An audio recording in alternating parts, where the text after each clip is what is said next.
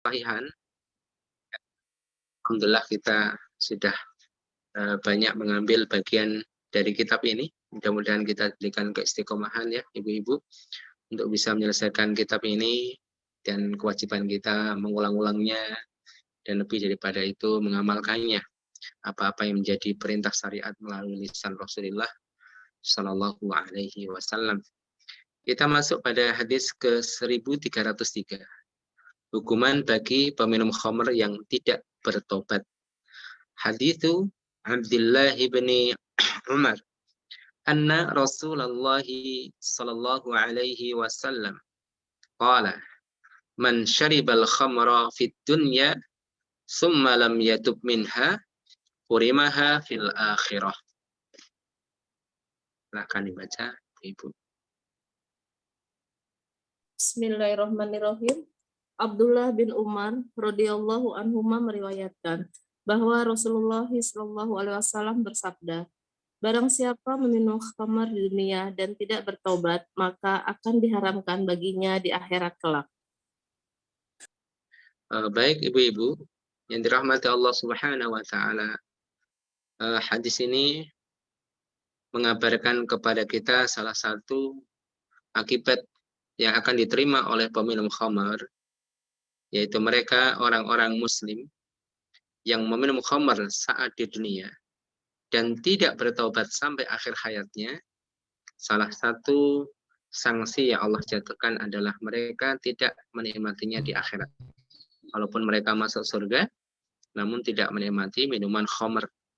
Karena salah satu minuman di akhirat disebutkan dalam ayat ya, dan juga dalam hadis-hadis Rasulullah Sallallahu Alaihi Wasallam, minuman yang terbuat ataupun minuman khamr. Namun bedanya khamr di akhirat tidak seperti di dunia karena dia tidak memabukkan, tidak menghilangkan akal. Saya barakallahu fikum. Dan ini berlaku bagi orang yang tidak bertaubat kepada Allah sebelum meninggalnya. Tapi barang siapa yang bertaubat kepada Allah, maka sesungguhnya Allah menerima taubat hamba-hambanya dari seluruh dosa, dari dosa apapun, bahkan dosa syirik sekalipun. Kalau dia bertaubat kepada Allah sebelum dia meninggal, maka Allah mengampuni seluruh dosa. Ini ancaman di akhirat, sedangkan hukum di dunia disebutkan dalam beberapa riwayat di mana Rasulullah Shallallahu Alaihi Wasallam memerintahkan untuk mencambuk peminum khamar sebanyak 40 kali. Itu yang dilakukan oleh Rasulullah Shallallahu Alaihi Wasallam. Kemudian dilakukan oleh khalifah setelahnya, yaitu Abu Bakar As-Siddiq radhiyallahu an, dan pada zaman Umar radhiyallahu an mencambuk peminum khamar sebanyak 80 kali. Karena pada zamannya ada beberapa orang yang mereka tidak jera kalau hanya dicambuk sebanyak 40 kali. Akhirnya Umar beristihad dan itu disepakati oleh para sahabat pada waktu itu, yaitu menambah cambukan bagi peminum khamr dari 40 menjadi 80 karena satu kemaslahatan supaya para peminum khamr itu jera. Karena hikmah daripada diterapkan hukum-hukum Islam, hukum hudud ya, cambuk atau yang semisalnya itu supaya pelakunya jera. Tapi ternyata tidak jera. Akhirnya Umar bin Khattab menambah jumlah deraan atau cambukan kepada peminum khamr. Yang ini kemudian menjadi perbedaan para ulama dalam madhab para ulama. Imam Syafi'i mengatakan tetap 40 kali. Madhab yang lain mengatakan 80 kali. Dan ini dikembalikan kepada pemimpin umat Islam pada waktu itu, dilihat maslahat dan madaratnya. Barakallahu fikum. Kemudian juga orang-orang yang minum khamr, ketika minum khamr dicambuk, kemudian dia mengulang lagi, dicambuk lagi, yang ketiga dicambuk lagi, yang keempat kata Rasulullah bunuh. Nah, di sini juga menjadi perbedaan para ulama, apakah peminum khamr yang berulang-ulang itu tetap dicambuk atau dibunuh. Ada sebagian ulama mengatakan dibunuh, sebagaimana zahir hadis Rasulullah Sallallahu Alaihi Wasallam. Tapi sebagian ulama mengatakan tidak, karena hadisnya itu fihi kalam. Ya, ada sesuatu yang perlu diteliti lebih mendalam lagi, yang itu akan menyebabkan kecacatan hadis tersebut. Adapun sebagian ulama yang memandang hadis tersebut adalah hasan, Hasan itu apa Bapak Ibu? Satu status hadis yang sedikit di bawah level sahih, namun di atas level dhaif. Tetap bisa dipakai di dalam berhujjah. Bagi ulama yang memandang hadis tersebut adalah hasan, maka diterapkan hukumnya. Maka orang yang mengulangi meminum khamr kali yang keempat, yang pertama sudah dicambuk, yang kedua sudah dicambuk, yang ketiga sudah dicambuk, ketahuan lagi minum khamr lagi di kali yang keempat, maka dibunuh sesuai dengan hadis Rasulullah Sallallahu Alaihi Wasallam yang menurut sebagian ulama itu hasan. Nah, di sini perbedaan para ulama terjadi, ibu-ibu. Salah satu sebabnya adalah perbedaan mereka dalam masalah status hadis. Ini terjadi dalam hukum-hukum yang lain. Misalnya Imam Bukhari, Imamul Hadis, itu beliau tidak melarang membaca Al-Quran ketika rukuk dan sujud di dalam sholat. Karena hadis yang sampai kepada beliau itu riwayatnya dhaif. Jadi riwayatnya dhaif tidak dipakai. Tapi ada riwayat-riwayat yang sahih yang tidak sampai kepada beliau. Ini satu sebab di antara sebab-sebab yang ada yang menyebabkan perbedaan para ulama. Tapi barakallahu fikum, terkait dengan hal ini, orang-orang yang mengatakan wajib ditegakkan hukuman mati bagi orang yang mengulang sebanyak 4 kali, yaitu bagi orang yang minum khamr kali yang keempat, itu juga terjadi perbedaan. Kapan diterapkan? Apakah langsung ketika diketahui yang keempat kalinya langsung dijatuhi hukuman mati atau bagaimana? Syekhul Islam Ibnu Taimiyah berpendapat semua itu dikembalikan kepada keputusan penguasa. Jadi ketika ada orang yang minum khamr kali yang keempat, kali yang kelima, dibiarkan dulu, jika kasih kesempatan. Kalau ngulang-ngulang, baru mungkin kali yang ke-7 atau kali yang ke-10 baru dijatuhi hukuman mati. Ini bagi mereka para ulama yang berpendapat bahwasanya hadis itu diamalkan. Ya, tetapi waktunya kapan itu juga menjadi perbedaan pendapat, yang mana Syekhul Islam Ibnu Taimiyah berpandangan bahwasanya itu semua dikembalikan kepada ulil amri, kepada pemimpin, kepada pemerintah pada waktu itu. Tapi barakallahu fikum, para umat yang dirahmati Allah Subhanahu wa taala, ini bagian yang tentunya merangsang kita untuk senantiasa memperjuangkan hukum-hukum dalam Islam. Ternyata khamr itu ada hukumnya terkait dengan peminumnya. Kalau di masyarakat, alhamdulillah kita sudah sampaikan akan keharamannya, dan orang-orang yang tunduk hatinya kepada Allah, kepada syariatnya, akhirnya mereka meninggalkan khamr dengan keyakinan bahwa itu haram. Namun orang-orang yang hatinya ada penyakit, yaitu mereka orang yang berpenyakitan dalam kalbunya, dan orang-orang yang mengikuti hawa nafsu, maka tidak cukup hanya dengan dakwah verbal, dengan dakwah lisan, maka harus ada hukum legal standing yang memayunginya. Maka seperti ini bagus akan diterapkan, ya Pak Ibu, diterapkan di satu wilayah tentang orang yang minum khamr, bukan malah dilegalkan, wala'iyadzubillah, khamr untuk diharamkan, bukan untuk dilegalkan. Ini bahaya sekali, apalagi sampai taraf menghalalkan, wala'iyadzubillah. Bagi orang yang minum khamr, kalau bisa diperjuangkan, ada hukumannya, ada sanksinya. Kalau belum bisa 40, ya 10 kali didera. Yang penting ada sanksinya supaya orang itu jera. Maka hal inilah yang perlu diperjuangkan. Artinya untuk menegakkan hukum di masyarakat, terkadang cukup dengan dakwah, dan kemudian terkadang tidak cukup dengan dakwah lisan. Tapi perlunya ada hukum yang menjadikan mereka orang-orang yang mengikuti hawa nafsunya jera.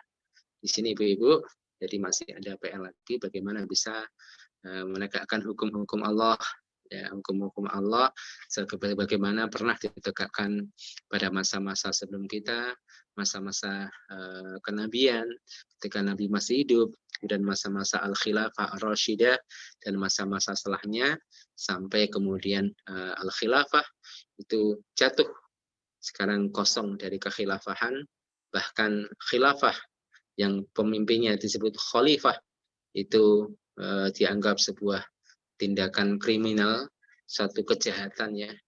Ini betul-betul mempreteli hal-hal yang sakral dalam Islam, karena khilafah itu identik dengan menegakkan syariat. Ya intinya menegakkan syariat, ibu-ibu, bingkainya apapun lah, atau namanya khilafah atau apa, yang penting ditegakkan syariat, karena bentuk satu negara itu mengistihad, ya. Jadi yang penting adalah penegakan syariat dengan apa namanya, dengan nama apapun, maka ya enggak harus satu nama, ya, tapi nama apapun. Bahkan satu kerajaan, misalnya sistem kerajaan, kalau menegakkan syariat di situ, ya itu kebaikan yang luar biasa. Baik, barakallahu fikum, para ummahat, ibu-ibu jamaah sekalian yang dirahmati Allah Subhanahu wa taala. Kita lanjutkan ya, setelah kita mengambil satu hadis, ini panjang hadis tentang hal ini banyak, cuma kita fokus pada kitab Al-Lu'lu' wal Marjan sehingga hadisnya sangat terbatas. Bab berikutnya, boleh meminum minuman dari anggur selama tidak memabukkan. Hadis 1304. Hadisu Sahl bin Sa'din. Qala da'a Abu Usaidin As-Sa'idi Rasulullah sallallahu alaihi wasallam fi 'ursi. Wa kanat imra'atuhu yawma idzin khadimahu wa hiya al-'arus. Qala Sahl, tadruna ma saqat Rasulullah sallallahu alaihi wasallam an qa'at lahu tamaratin al-lail falamma akala saqathu iyyahu. Silahkan dibaca. Bismillahirrahmanirrahim. Sa'al bin Sa'ad radhiyallahu anhu berkata, Abu Usaid Asy-Syaidi mengundang Rasulullah SAW di hari pernikahannya. Saat itu istrinya membantu mereka, padahal ia adalah pengantin wanita. Sa'al berkata, tahukah kalian minuman apa yang disuguhkan olehnya atau istrinya kepada Rasulullah SAW? Ia merendam kurma di dalam kuali pada waktu malam. Ketika beliau makan, ia memberikan minuman tersebut pada beliau. Iya, ibu-ibu, rendaman kurma atau apa namanya, perasan anggur itu boleh diminum selama belum menjadi khamar, ya.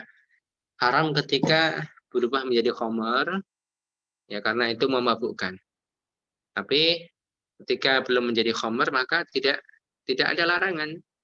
Rendaman air kurma misalnya yang mungkin sebagian ibu-ibu mengkonsumsinya ya. Jadi direndam semalam misalnya, kemudian paginya diminum, nah itu ternyata pernah dikonsumsi oleh Rasulullah Sallallahu Alaihi Wasallam. Jadi rendaman air kurma itu ternyata juga dikonsumsi pada masyarakat pada waktu itu oleh masyarakat pada waktu itu. Ini hadis yang sahih di mana Rasulullah Sallallahu Alaihi Wasallam meminum rendaman buah kurma selama tidak memabukkan. Insya Allah kalau semalam ya tidak memabukkan, kalau satu pekan bisa jadi memabukkan. Tapi pada kalau fikum intinya boleh ya ibu-ibu. Jadi perasan anggur kemudian disimpan ataupun rendaman air kurma itu tidak masalah dikonsumsi selama tidak berubah menjadi khamr. Hadis 1305, hadisu Sahlin. Qala lamma arrasa Abu Usaidin As-Sa'idi da'an Nabi sallallahu alaihi wasallam ashabahu wa ma sana'a lahum ta'aman wa la qarabahu ilaihim illa imra'atuhu Ummu Usaidin ballat tamaratin fi taurin min hijaratin min al-lail falamma faragha Nabi sallallahu alaihi wasallam min at-ta'am amasathu lahu fasaqathu tudhifuhu bidzalik. Silahkan baca. Bismillahirrahmanirrahim. Sahal bercerita, ketika Abu Usaid As-Sa'idi mengadakan acara walimah, ia mengundang Nabi Shallallahu Alaihi Wasallam dan para sahabatnya. Namun, ia tidak membuat jamuan makanan untuk mereka dan tidak pula menyuguhkan sesuatu. Tapi istrinya, yaitu Ummu Usaid, menumbuk kurma dalam bejana kecil yang terbuat dari batu, dan telah dibuatnya di malam hari. Ketika Nabi Shallallahu Alaihi Wasallam usai menyantap makanan, maka ia pun menumbuknya halus untuk beliau. Wanita itu pun menyuguhkan minuman itu untuk beliau. Iya, satu peristiwa sebagaimana disebutkan dalam hadis sebelumnya. Tidak perlu kita ulangi penjelasannya ibu-ibu. Intinya boleh meminum minuman dari rendaman buah kurma ataupun minum minuman anggur. Jadi minuman anggur ya tidak menolak haram. Anggur seperti apa? Apakah mabukkan atau tidak? Kalau tidak mabukkan ya boleh-boleh saja. Jadi intinya mabukkan ibu. Namanya apapun, kalau kadar mabukkan itu 0% maka boleh. Baik, hadis 1306. Hadis Sahl bin Sa'd radhiyallahu anhu qala dzikra lin Nabi sallallahu alaihi wasallam imra'atun min al-Arab fa amara Aba Usaid As-Sa'idi an yursila ilaiha farsala ilaiha faqadimat wa nazalat fi ujumi bani Sa'idah fa kharaja Nabi sallallahu alaihi wasallam hatta ja'aha fa dakhala 'alaiha fa idha imra'atun munakkisatun ra'saha falamma kallamaha Nabi sallallahu alaihi wasallam qalat a'udzu billahi mink faqala qad a'adtuki minni faqala laha atadrina man hada qalat la qala hada Rasulullah sallallahu alaihi wasallam ja'a liyakhtubaki qalat kuntu ana ashqa min dhalik faqbala Nabi sallallahu alaihi wasallam yawma idin hatta jalasa fi saqifati bani Sa'idah wa ashabuhu thumma qala iskina ya Sahal fa kharastu lahum bi hadzal qadah wa asqaituhum fihi qala rawi fa akhraja lana Sahlun dhalikal qadah fa sharibna minhu. Ya, silakan.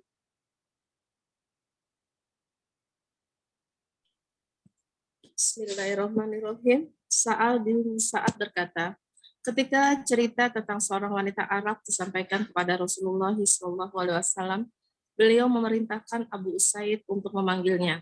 Tidak lama kemudian wanita itu datang dan tinggal di tempat yang bagus, milik Bani Sa'idah. Lalu Rasulullah SAW keluar hingga menemui wanita tersebut. Beliau masuk ke rumah tersebut dan ternyata wanita itu selalu menundukkan kepalanya. Pada saat Rasulullah SAW mengajaknya bicara, wanita itu justru berkata, "Saya berlindung pada Allah darimu." Beliau menjawab, "Baiklah, saya juga melindungimu dariku." Setelah itu para sahabat berkata kepadanya, "Tahukah kamu siapakah wanita itu? Siapakah orang itu?" Wanita itu menjawab, "Tidak." Para sahabat berkata, "Ia adalah Rasulullah SAW. Beliau datang untuk melamarmu." Wanita itu berkata, "Saya menyesal karena telah melewatkan kesempatan menikah dengan Rasul." Lalu Nabi SAW kembali dan tinggal di suku Bani Sa'idah bersama dengan para sahabatnya. Kemudian beliau bersabda, "Tuangkanlah kepada kami minuman, wahai Sahal." Lalu saya mengeluarkan mangkuk ini untuk mereka dan memberikan minuman kepada mereka dengan menggunakan mangkuk tersebut. Setelah itu Sahal mengeluarkan mangkuk tersebut untuk kami dan kami pun meminum air darinya. Abu Hazim berkata, selang beberapa tahun kemudian Umar bin Abdul Aziz meminta mangkuk itu, maka mangkuk tersebut diberikan kepadanya. Ya, barakallahu fikum. Hadis ini sebutkan oleh penulis pada bab yang sama sebagaimana hadis-hadis sebelumnya, Ibu, tentang masalah minuman. Ini satu kisah memang Rasulullah SAW tidak jadi menikahi seorang wanita yang disebut di sini Umaymah, karena wanita tersebut berlindung pada Allah dari Rasulullah walaupun itu di luar pengetahuannya karena disangka orang lain bukan Rasulullah SAW. Bahkan dia menyesal setelah dia tahu bahwasanya laki-laki yang datang kepadanya adalah Rasulullah SAW. Ala kulli hal, ibu-ibu, ya, Rasulullah SAW kemudian diberikan minum oleh Sahal dengan satu mangkuk, yang mangkuk itu pada zaman Umar bin Abdul Aziz ya diberikan kepada beliau. Kenapa seperti itu? Karena memang apa-apa yang dipakai oleh Rasulullah SAW itu barokah, jadi boleh tabaruk, ngambil berkah dari apa-apa yang ada pada Rasulullah, apa-apa yang dipakai oleh Rasulullah SAW, ya, rambut beliau, ya, itu diambil oleh sahabat, ya, bahkan air ludah gitu. Jadi tabaruk dengan zat Rasulullah SAW. Sedangkan tabaruk mengambil berkah dari selain Nabi terkait dengan fisik, ya, baju ustadz, baju kiai, baju ulama, atau pecinya, atau sendalnya, itu menjadi pro kontra para ulama. Ada sebagian mengatakan tidak, karena tidak diketahui bahwasanya para sahabat bertabaruk kepada Abu Bakar As-Siddiq radhiyallahu anhu. Padahal Abu Bakar As-Siddiq radhiyallahu anhu adalah orang yang paling mulia setelah Nabi Muhammad SAW. Dan sebagian mengatakan iya boleh, ya, iya boleh. Jadi sebagaimana orang-orang itu boleh tabaruk dengan Nabi. Jadi orang soleh itu semuanya barokah. Tetapi ini menjadi perbedaan para ulama. Ada mengatakan berkahnya itu bukan fisiknya. Berkahnya itu adalah ilmunya, kesalehannya. Maka ketika kita dekat dengan orang soleh, kita kecipratan berkah ilmunya. Kita kecipratan berkah kesalehannya, bukan fisiknya. Ini menurut pandangan sebagian para ulama. Maka untuk kehati-hatian seperti itu, Ibu. Jadi kita tidak kultus kepada selain Nabi Muhammad SAW. Kita ta'zim, kita menghormati, memuliakan, tidak boleh merendahkan para ulama, para salihin, para syuhada, tapi tidak berarti mengkultuskan. Kalau tabaruk dengan zat Nabi, tabaruk dengan fisik Nabi, dan apa-apa yang dipakai oleh Nabi itu benar dilakukan oleh para salaf. Ya, rambutnya untuk pengobatan, ya, kemudian pedangnya, ya, orang yang berperang dengan pedang Nabi dan berharap kemenangan karena menggunakan pedang Nabi itu tabaruk, ngalap berkah. Maka kalau orang itu keliru dalam memahaminya, takutnya jatuh dalam khurafat, dalam kesyirikan, karena Allata wal Uzza, ya, Allata wal Uzza itu adalah apa? Batu ataupun pohon yang awalnya diambil berkahnya, tetapi lambat laun ketika mereka jauh daripada ilmu jatuh pada kesyirikan. Maka hati-hati ketika orang ziarah kubur, ngambil berkah kuburan wali gitu ya. Ya, ziarah kubur saja, ya, hati-hati dalam hal itu. Ziarah kubur, walaupun ada perbedaan para ulama tentang ziarah kubur, apakah dilarang ziarah kubur di luar daerah, itu memang tidak ada dalil yang yang yang tegas ya ibu-ibu. Ya, kalau Syekhul Islam mengatakan tidak boleh menyiapkan perjalanan kecuali kepada 3 masjid. Tapi itu ditakwilkan oleh ulama lain dari kalangan ulama Syafi'iyah. Maksudnya di situ bukan tidak boleh, tapi ada beberapa takwilan tentang tidak boleh menyiapkan perjalanan kecuali pada 3 masjid. Sama sekali itu bukan larangan untuk berziarah di luar kota. Ya, ala kulli halin menjadi perbedaan pendapat. Artinya kalau terjadi perbedaan pendapat seperti ini, bolehkah ziarah di luar daerahnya? Artinya ini tidak dijadikan ukuran penetapan al-wala wal bara. Karena memang ini murni istihad, murni pendapat para ulama, karena tidak ditegaskan larangan itu. Jangan ziarah di luar kota, tidak. Sedangkan hadis yang dipakai oleh orang yang melarang itu ditakwilkan, ditafsirkan kepada makna-makna yang lain, dan itu sangat memungkinkan. Ya, barakallahu fikum, para ummahat yang dirahmati Allah Subhanahu wa taala. Tetapi untuk sekarang ya harus hati-hati. Misalnya ini adalah sandal Nabi, apakah betul-betul sandal Nabi? Ini adalah rambut Nabi, apakah betul-betul rambut Nabi? Ini yang menjadi PR-nya. Tapi kalau itu memang betul rambut Nabi, itu bisa diambil barokahnya, bisa tabaruk. Dan barokah itu bukan berarti diberikan oleh rambut Nabi secara langsung, tapi keberkahan itu berasal dari Allah, diberikan kepada hambanya yang dimuliakan. Misalnya orang mengambil berkah dari mencium Hajar Aswad, orang mengambil berkah dari tawaf di seliling Ka'bah, itu barokah. Barokah yang Allah berikan kepada makhluknya. Allah berikan barokah untuk air hujan. Anzalna minas sama'i ma'an mubarakan, jadi air hujan itu barokah. Allah menitipkan berkahnya di air hujan, dan orang yang mengambilnya maka mendapatkan barokah, kan gitu. Baik, hadis berikutnya ibu-ibu, hadis ke 1307, bolehnya minum susu. Hadisul Bara'ah radhiyallahu anhu. Qala lamma aqbala Nabi sallallahu alaihi wasallam ila al-Madinah, tabi'ahu Suraqah bin Malik ibni Ju'shum. Fada'a alaihi Nabi sallallahu alaihi wasallam fasakhat bihi farasuhu qala ud'ullaha li wala adurruk. Fada'a lahu qala fa'atisha Rasulullah sallallahu alaihi wasallam. Famarra bira'in qala Abu Bakrin fa akhadtu qadahan fahalabtu fihi kusbatan min laban fa'ataituhu fashariba hatta raditu. Ya, Bismillah. silakan. Al-Bara radhiyallahu anhu berkata, ketika Nabi Shallallahu alaihi wasallam berhijrah menuju Madinah, Suraqah bin Malik bin Ju'shum menguntit beliau. Maka beliau mendoakan kecelakaan baginya sehingga kudanya terperosok ke dalam tanah. Kemudian Suraqah berkata, mohonkanlah doa kepada Allah untukku dan aku tidak akan mencelakakanmu. Maka beliau mendoakannya. Al-Bara melanjutkan, kemudian Rasulullah Shallallahu Alaihi Wasallam merasa haus, lalu beliau lewat di depan seorang pengembala. Abu Bakar berkata, maka aku mengambil kambing yang kurus lalu kuperas sedikit susunya. Kemudian aku mendatangi beliau dan beliau meminumnya hingga aku merasa puas. Iya, para ummahat yang dirahmati Allah, jadi salah satu minuman yang dibolehkan adalah susu ya, dari hewan yang halal dimakan, ya, susu. Ini satu kisah perjalanan Nabi Muhammad SAW bersama Abu Bakar As-Siddiq radhiyallahu an dan seorang penunjuk jalan yang bernama Abdullah bin Uraikid. Orang yang masih kafir pada waktu itu dibayar oleh Nabi untuk sebagai penunjuk jalan. Ya. Pada salah satu perjalanan beliau ya, ketika hijrah diikuti oleh Suraqah ibnu Malik. Dia semangat ingin bunuh Nabi karena tertarik dengan hadiah yang dijanjikan oleh para pembesar kafir Quraisy pada waktu itu. Bagi yang bisa membunuh Nabi, mendatangkannya hidup atau mati, maka baginya 100 ekor kuda. Ini menarik bagi Suraqah. Akhirnya Suraqah merahasiakan akan perjalanan Nabi karena tertarik dengan hadiahnya itu.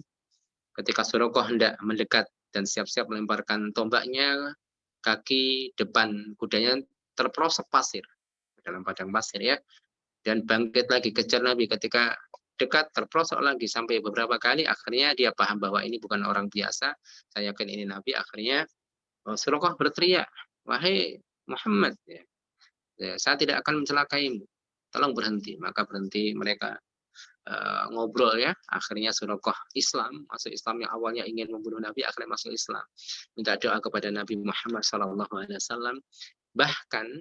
Bahkan Nabi Muhammad SAW mengabarkan satu nubuat, wahai Suraqah, satu saat kamu akan memakai gelang Kisra. Gelang Kisra itu gelangnya Raja Persia. Kemudian waktu demi waktu berlalu, zaman ya, tahun demi tahun berlalu, wafatlah Nabi Muhammad SAW. Ya, akhirnya pada zaman Umar bin Khattab radhiyallahu anhu, Umar bin Khattab berhasil menaklukkan kerajaan Persia, berhasil menundukkan Raja Kisra di sana. Ya, ghanimahnya dibawa ke Madinah, pakaian kebesaran Kisra, jubahnya, mahkotanya, gelangnya itu dibawa ke Madinah dan dicoba oleh Umar. Sambil datang sambil jalan mondar-mandir gitu ya, diperlihatkan apakah sudah pantas jadi raja, itu sambil bercanda kepada para sahabat. Akhirnya Umar bin Khattab teringat dengan sabda Rasulullah kepada Suraqah. Dan Suraqah pada waktu itu masih hidup, dipanggil Suraqah. Mana Suraqah? Dipanggil Suraqah.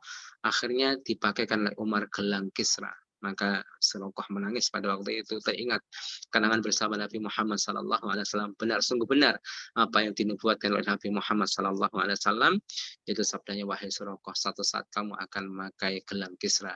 Dan itu terjadi dan terbukti pada masa Umar bin Khattab radhiyallahu an.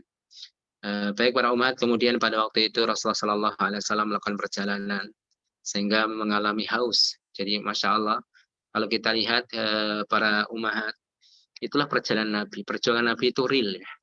Bahkan semenjak diturunkan kitab Taurat, itu tidak ada istilah hanya mengandalkan pertolongan Allah secara langsung. Tidak ada perjalanan yang itu memang harus dilalui oleh seorang pejuang. Makanya ada perintah jihad di sana setelah diturunnya kitab Taurat sampai pada Nabi kita Muhammad Sallallahu Alaihi Wasallam. Jadi memang berjuang, tidak ada terjadi kemudian orang-orang kafir dihapuskan seluruhnya, dihancurkan seluruhnya, harus melalui perjuangan. Itulah sunnah yang ditempuh oleh Rasulullah Sallallahu Alaihi Wasallam. Yaitu Rasulullah ketika melakukan perjalanan menuju Madinah, terasa haus dan tibalah di satu tempat bertemu dengan pengembala kambing ya. Di situ bertemu dengan Ummu Ma'bad. Ummu Ma'bad istrinya Abu Ma'bad. Ummu Ma'bad sudah pergi dengan kambing-kambingnya yang tersisa satu kambing kurus. Kemudian Rasulullah bertanya, apakah ada air yang bisa kita minum, ada air susu yang bisa kita minum? Tidak ada. Kemudian Rasulullah melirik kambing yang kurus itu, apakah itu bisa kita perah susunya? Kata Ummu Ma'bad, silakan kalau memang bisa. Dalam sebuah riwayat Rasulullah yang memerahnya, diperah air susu itu. Rasulullah minta wadah kepada Ummu Ma'bad, dan wadah itu penuh, diberikan kepada Ummu Ma'bad.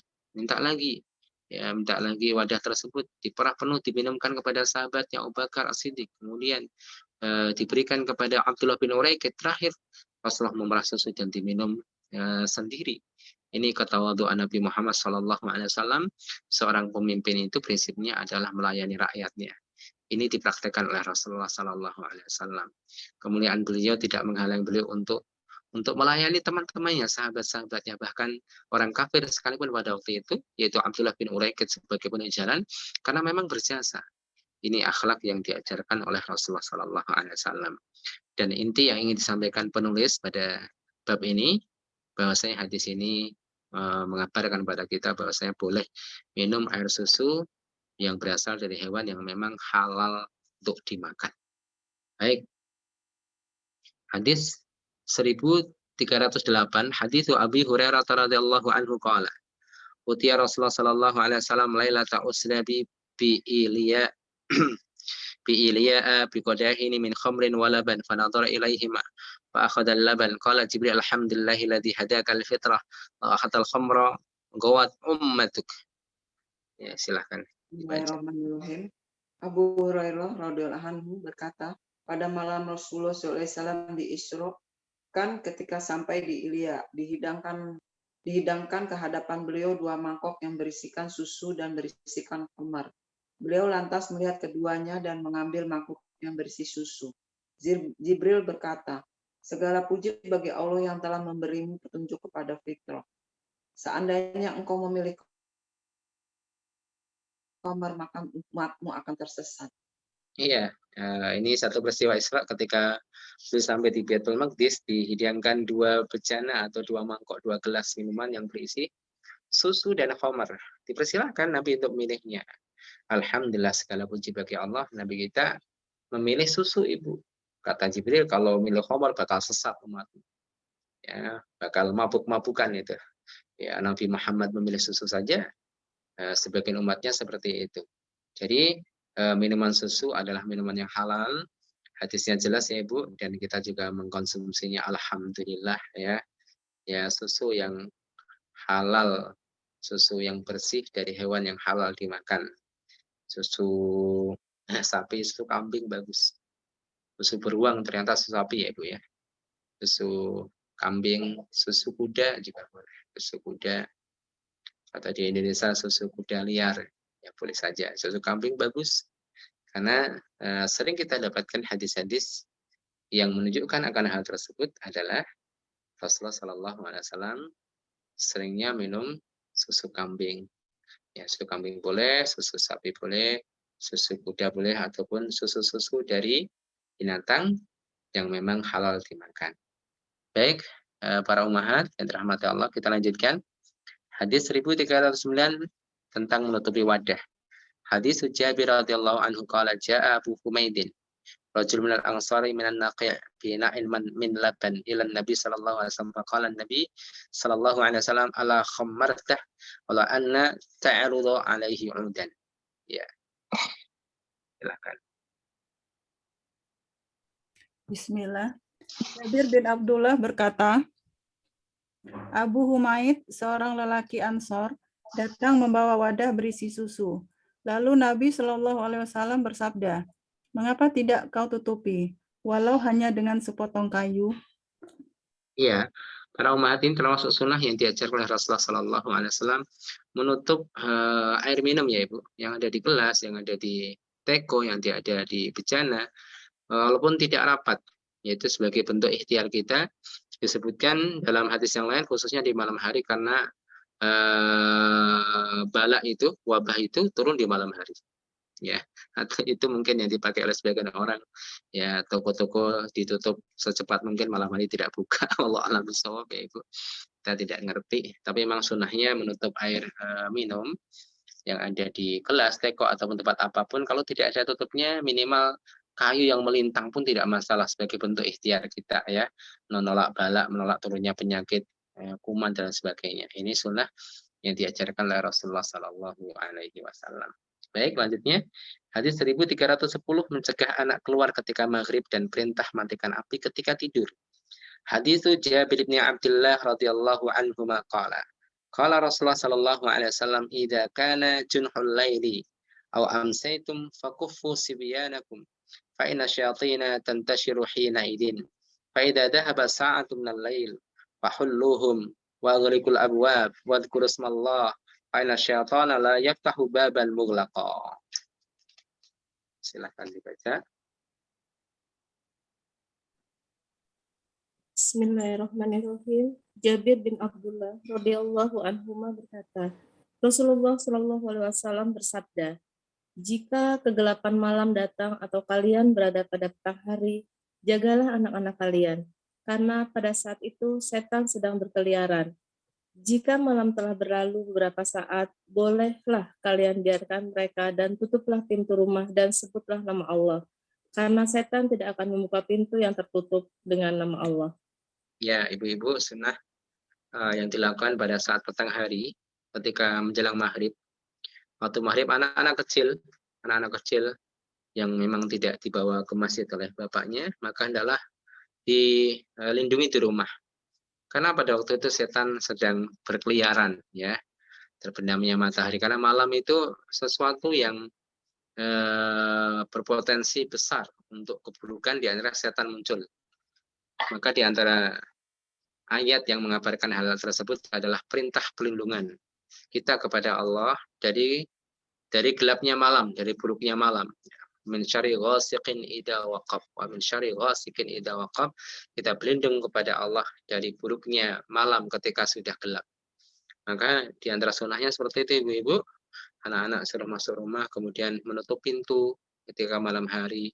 Ketika menutup pintu, kita berlindung pada Allah, a'udzubillahi minasyaitonirrajim, atau baca apapun dari zikir-zikir pada Allah, baca la ilaha illallah, baca ayat kursi, baca al-mu'awwidat, ya, baca qul huwallahu ahad. Intinya zikir luas, baca apapun yang kita hafal, karena sesungguhnya setan tidak bisa masuk melalui pintu yang tertutup, jendela tutup, pintu tutup. Jadi bayangan kita kan seperti yang ditayangkan di televisi, bisa tembus, bisa ini, ternyata tidak. Karena pintu yang ditutup dengan zikir pada Allah, ya, dengan zikir menyebut nama Allah Subhanahu wa taala. Tapi kalau tidak zikir, wallahu a'lam bishawab. Ya, wallahu a'lam bishawab. Jadi yang tertutup dengan zikir pada Allah. Tapi kalau nutupnya tidak zikir, ya masuk aja mereka. Karena bukan pintunya sesungguhnya, tetapi adalah zikirnya. Kalau sudah zikir, mereka tidak bisa masuk. Maka hizib perlindungan adalah dengan ayat-ayat Allah, dengan firman-firmannya. Kita yakin Allah pencipta, dan firmannya itu sangat berpengaruh untuk mengusir daripada setan-setan dari kalangan jin. Ini sunnahnya ibu pada saat petang, yaitu menahan anak-anak di rumah, menutup pintu dan jendela sambil mengucapkan zikir. Bukan hanya menutup pintu dan jendela saja tanpa zikir, karena pintu yang tertutup sambil menyebut nama Allah, maka setan tidak akan masuk lewat pintu tersebut. Hadis 1311, hadis Ibnu Umar, ani Nabi sallallahu alaihi wasallam qala, la tatrukun nara fi buyutikum hina tanamun. Ya. Bismillah. Umar berkata, Rasulullah Shallallahu Alaihi Wasallam bersabda, janganlah kalian meninggalkan api dalam keadaan menyala di rumah ketika kalian tidur. Ya, api di sini api apapun ya, api untuk masak atau api untuk penerangan ya ibu, api masak atau api penerangan, itu diperintahkan untuk dimatikan. Ini karena satu peristiwa yang pernah terjadi di Madinah, ada kebakaran, api disentuh oleh hewan ya, tikus gitu, sehingga tumpahlah minyaknya, membakar. Lalu apakah ini diterapkan pada saat sekarang, misalnya kalau tidur harus matikan lampu? Ya jawabannya tidak, Ibu. Kita tidak bicara tentang masalah sisi medis, sisi kesehatan. Oh bagus lampunya mati, itu sisi yang lain. Silahkan. Ketika ditemukan satu penemuan ya, satu penemuan baru secara ilmiah terbukti bahwasanya orang ketika tidur dalam keadaan gelap itu bagus ya, itu bagus dalam masalah hormon atau apa gitu, itu andaikan temuan seperti itu silahkan dipraktekkan. Ya, tetapi apakah lampu sekarang, lampu listrik modern itu dikiaskan dengan api yang sebagai penerang pada waktu itu? Jawabnya tidak. Karena diperintahkan untuk mematikan api itu salah satu sebabnya pernah terjadi peristiwa kebakaran. Sedangkan kalau listrik menyala atau tidak, ya tidak ada pengaruhnya ya Ibu. Adapun nanti terkait dengan masalah orang tidur dalam keadaan gelap atau terang mana yang lebih baik, itu terkait dengan medis, tidak terkait dengan hadis ini ya. Tapi barakallahu fikum. Hadis berikutnya 1312. Hadis Abi Musa radhiyallahu anhu qala, ihtaraqa baitun fil Madinah ala ahli min al-lail. Wa huddisa bi sya'nihim an-nabi sallallahu alaihi wasallam qala inna hadhihi an-nar innama hiya aduwwun lakum wa idza nimtum fa'fi'u ankum. Silakan baca. Bismillah. Abu Musa radhiyallahu anhu berkata, pada suatu malam salah satu rumah penduduk Madinah terbakar ketika penghuninya tertidur. Ketika hal itu diceritakan kepada Nabi SAW, beliau bersabda, sesungguhnya api adalah musuh kalian. Karena itu bila kalian hendak tidur, maka padamkanlah ia lebih dahulu. Iya, api adalah madah atau unsur di mana darinya diciptakan oleh setan, musuh kita. Nah, ketika tidur matikan api, ya, matikan api. Ya, api secara dohir ya Ibu. Kalau listrik apa dihukumi api? Kelihatannya tidak, sehingga tidak bisa dikiaskan dengan api sebagai penerang pada waktu itu. Jadi seperti itu ya Bu ya. Baik, selanjutnya adab makan dan minum. Hadis 1313. Hadis Umar bin Abi Salamah qala kuntu gulaman fi hajri Rasulullah sallallahu alaihi wasallam kanat yadi tatishu fi sahfah faqala li Rasul sallallahu alaihi wasallam ya gulam samillah wa qul bi yaminik wa qul mimma yalik fama zalat tilka ti'mati ba'du. Silakan.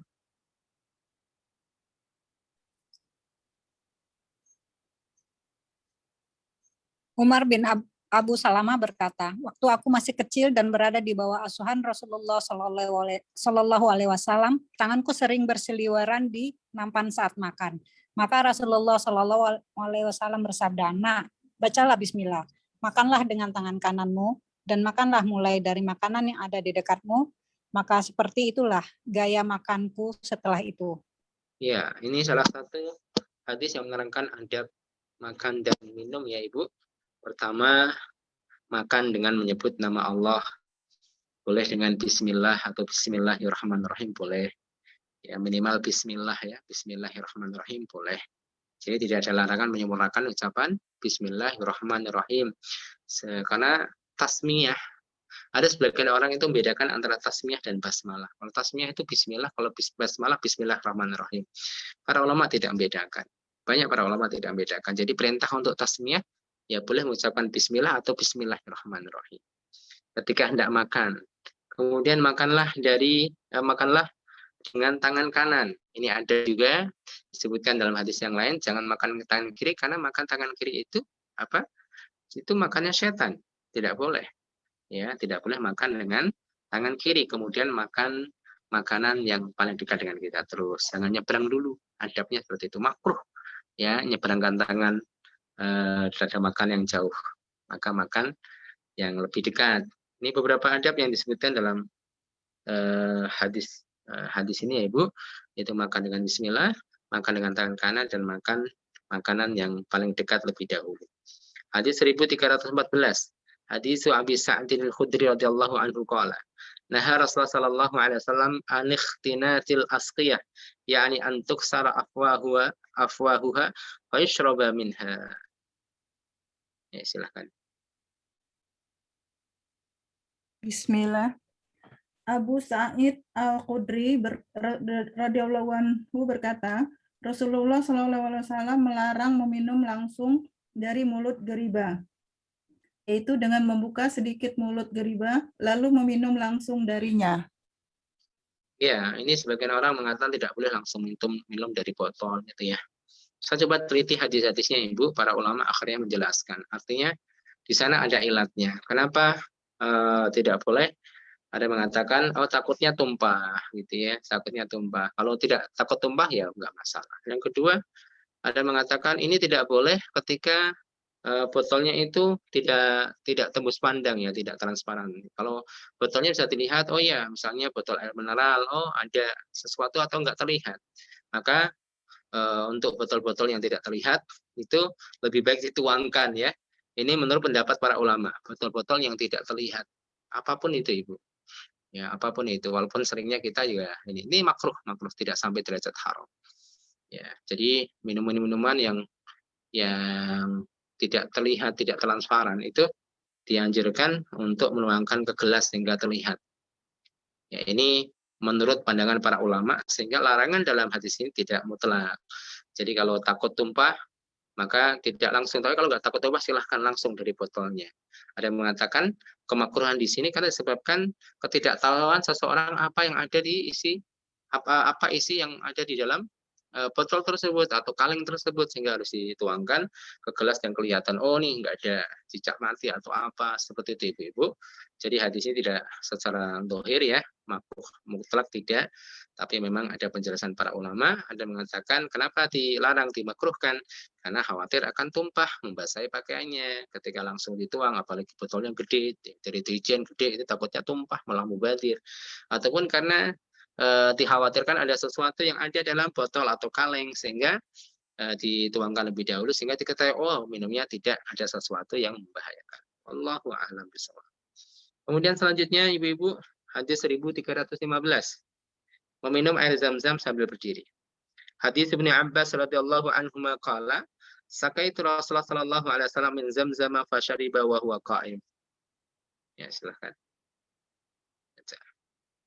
Bismillahirrahmanirrahim. Ibnu Abbas radhiyallahu anhu menuturkan, aku memberikan minuman Rasulullah SAW dengan air zam-zam. Beliau lantas meminumnya sambil berdiri. Iya, para ulama menjelaskan di antara sunnahnya minumnya dengan berdiri untuk air zam-zam. Terkait dengan makanan dan minuman secara umum, ya makanan sama dengan minuman ya hukumnya ibu. Apa sih hukumnya berdiri atau sambil jalan makan dan minum gitu. Kalau makan besar mungkin nggak sambil jalan ya, mungkin ngemil gitu ya, ngemil sambil jalan kaki makan apa gitu, makan goreng atau apa. Itu dibahas oleh para ulama. Terkait dengan hal ini, ada yang mengatakan tidak boleh, makruh. Seseorang itu makan atau minum sambil berdiri. Kalau berdiri saja dimakruhkan, apalagi jalan atau berlari ya ibu. Itu berdasarkan hadis Anas. Hadis Anas bin Malik radhiyallahu anhu bahwasanya beliau melarang minum dan makan sambil berdiri. Faqala, dan beliau mengatakan dzalika asyarru au ahbas. Disebut dalam hadis Muslim, maka itu buruk sekali. Ya, buruk kata Anas bin Malik radhiyallahu anhu ketika ditanya tentang masalah makan dan minum berdiri. Tetapi ada juga dalam hadis yang lain yaitu hadis Ibnu Umar. Ibnu Umar radhiyallahu anhu mengatakan kunna na'kulu ala ahdi Rasulillah sallallahu alaihi wasallam wa nahnu namshi wa nasrab wa nahnu qiyam. Kita makan dan minum pada zaman Nabi Muhammad sallallahu alaihi wasallam sambil kita itu berdiri, kita minum kita makan dan minum berjalan, namshi, kita makan dan minum sambil berdiri, enggak dilarang oleh Rasulullah sallallahu alaihi wasallam. Ya. Ini jadi masalah. Lalu hukumnya sebenarnya seperti apa? Para ulama mencoba untuk menggabungkannya, maka andaikan itu dilarang, maka larangan tidak sampai derajat haram, tapi untuk ya sebagai adab saja ibu-ibu, sebagai adab saja. Kita lihat misalnya ya lingkungan, kalau lingkungan tersisa memandang bahwa saya minum makan berdiri itu tabu, ya nggak usah lakukan. Kalau dulu kita waktu di Yaman, tempat air minum itu ya di tempat yang kita susah duduk juga gitu, akhirnya kita minum duduk gitu ya. Maka hal ini kembali kepada adat ya ibu, karena hadisnya juga satu melarang, satu jelas dengan tegas boleh, tidak ada larangan dari Nabi. Makanya ini kembali kepada budaya kita, kalau satu tempat kita itu makan dan minum berdiri kok tabu, ya jangan lakukan, menghormati kebiasaan masyarakat. Menghormati kebiasaan masyarakat. Ataupun mungkin kalau Ustadz kok minumnya sambil berdiri gitu ya, sambil berdiri. Itu ya nggak usah lakukan, nggak usah nyari sensasi, itu bolehkan. Tapi ada hadis juga yang melarang. Tidak usah sensasi, artinya kita itu menjaga rasa dan perasaan umat. Oh, Ustadz tuh nggak boleh. Kalau minum berdiri, yang boleh adalah jamaahnya misalnya seperti itu. Tapi barakallahu fikum, para umat yang dirahmati Allah, kita lanjutkan lagi. Makruh bernapas di dalam tempat minum. Bernapas, keluarkan napas gitu ya. Di gelas lagi minum sambil bernapas misalnya. Hadis Abi Qatadah qala Rasulullah sallallahu alaihi wasallam, "Idza syariba ahadukum fala yatanafas fil ina." Silakan dibaca. Bismillah. Abu Qatadah berkata, Rasulullah SAW telah bersabda, jika salah seorang dari kalian minum, maka janganlah ia bernapas dalam gelas. Iya, sambil minum bernapas dalam gelas gitu ya.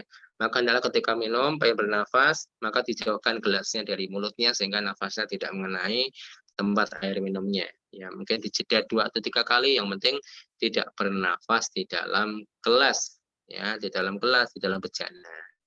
Ya, secara kesehatan, wallahu alam, Rasul tidak berbicara tentang hal tersebut. Mungkin penemuan hari ini bahwasanya yang keluar itu CO2 ya, bukan sesuatu yang baik, sehingga kalau tercampur dengan minuman kurang sehat ya.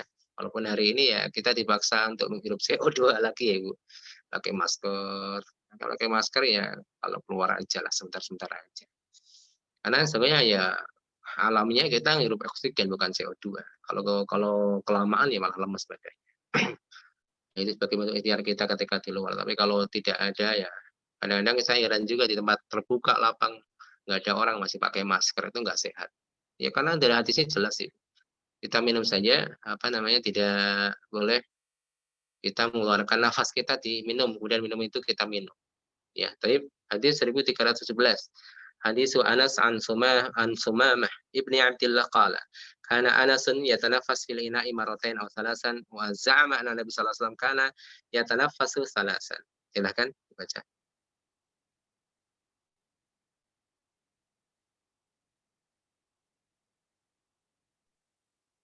Bismillahirrahmanirrahim.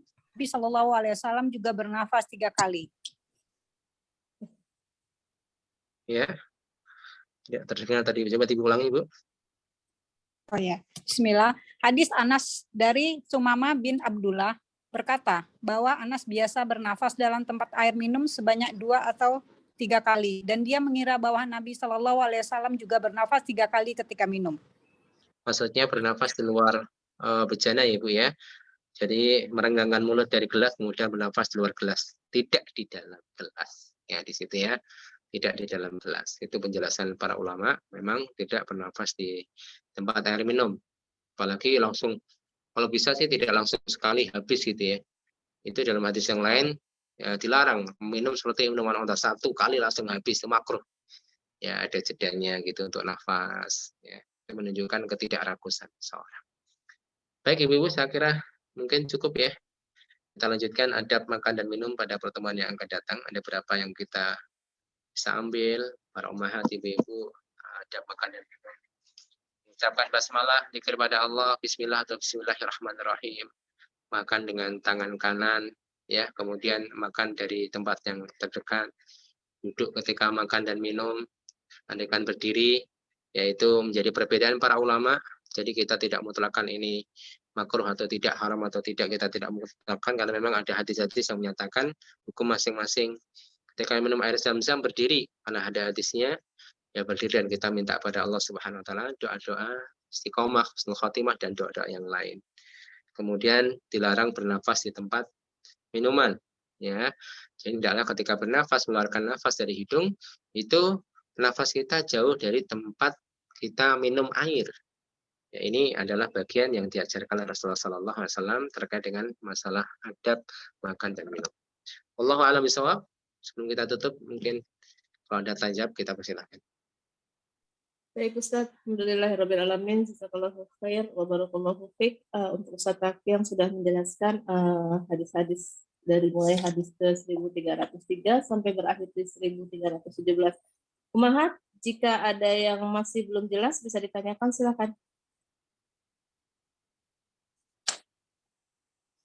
Silakan langsung bisa buka audionya.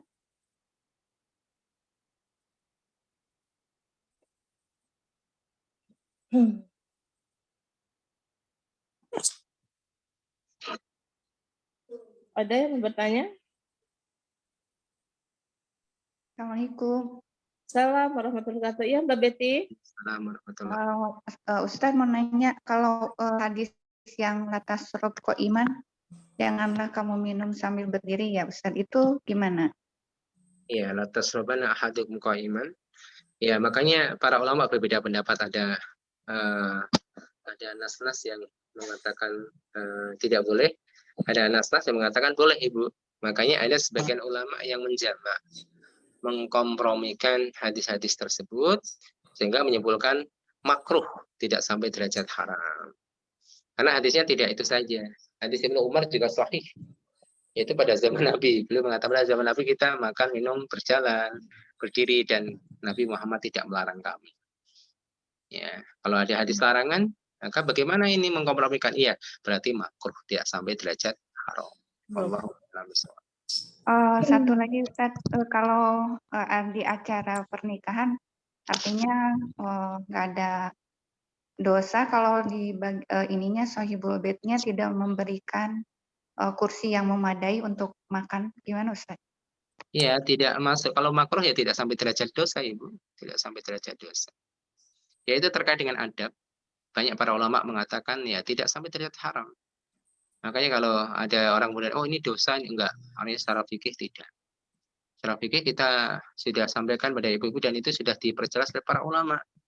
Jadi ada yang mengatakan haram, ada yang mengatakan oh boleh mutlak. Ada pendapat pertengahan, oh ini bagaimana sama-sama sahih hadis, sama-sama hadisnya sahih. Cara mengkompromikan gimana? Cara mengkompromikan Itu akhirnya diambil hukum pertengahan, tidak boleh secara mutlak dan tidak haram secara mutlak, maka makruh.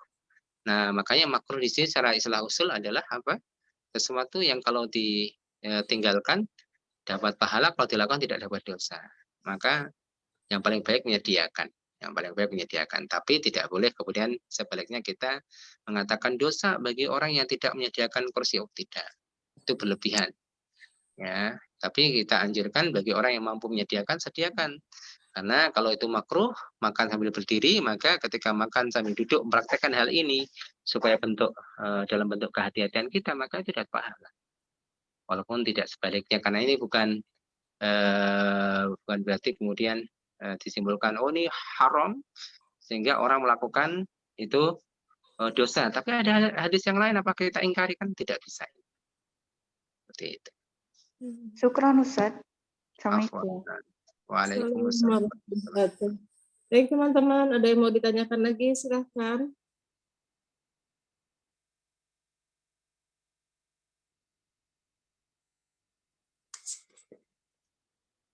Silakan jika ada yang mau bertanya.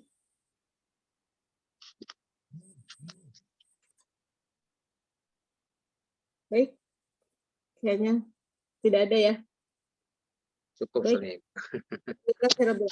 Iya Ustaz, khair. Kayaknya sudah tidak ada lagi yang bertanya Ustaz.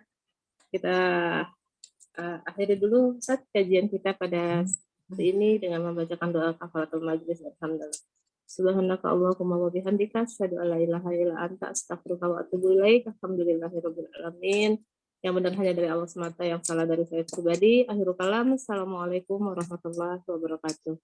Waalaikumsalam warahmatullahi wabarakatuh. Ustaz Afwan,